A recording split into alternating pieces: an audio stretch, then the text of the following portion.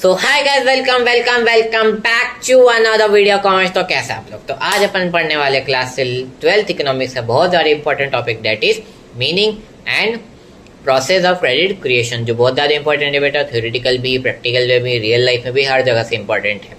ठीक है, तो आज इसको अपन समझेंगे एंड एक छोटी सी अनाउंसमेंट है लास्ट में, वो भी अपन करेंगे। तो let's start without wasting any time. पर उससे पहले मैं आपसे सॉरी बोलना चाहता हूँ बेटा, वेरी वेरी वेरी सॉरी। क्यों? क्योंकि बहुत सारे टॉपिक्स ऐसे, या आज का टॉपिक भी ऐसा है जो मैं आपको बेटर एक्सप्लेन कर सकता था without using a board, but मैं आपको शायद नहीं बताया कि मेरा बोर्ड ऑलरेडी गुम हो चुका है। बाय ट्रैवलिंग कोई ले गया था एंड उसके बाद मैंने बोर्ड नहीं खरीदा है, या मैं नहीं खरीद पाया हूँ।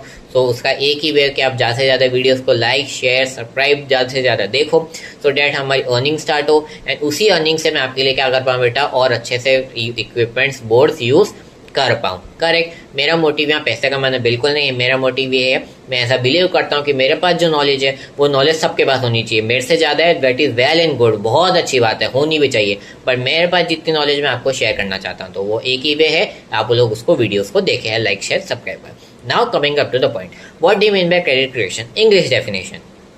Credit creation is the process of enhancing the money supply in the economy by the commercial banks by taking up the deposit from the general public, setting aside a fraction of reserve and granting up the loans of that excess reserve. Sir को समझ में नहीं आया, reserve और deposit क्या बोल रहे हो? लेट्स टेक एक example. For example, commercial bank है, ठीक है, एक कमर्शियल बैंक है ए, नहीं सॉरी पी।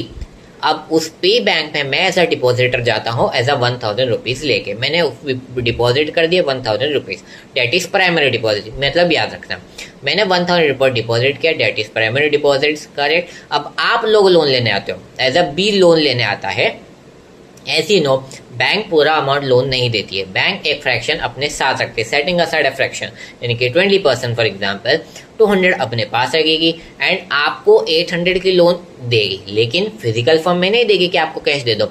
आपके नाम से एक नया अकाउंट ओपन होगा, लोन अकाउंट ओपन होगा, उसमें वो पैसा आपको डिपॉजिट हो जाएगा। और जब आप उस पैसे को यूज करके वापस बैंक को लोन रिपे करोगे, देन अगेन बैंक के पास वो 800 आएंगे, देन अगेन 20%, डेट इज 160।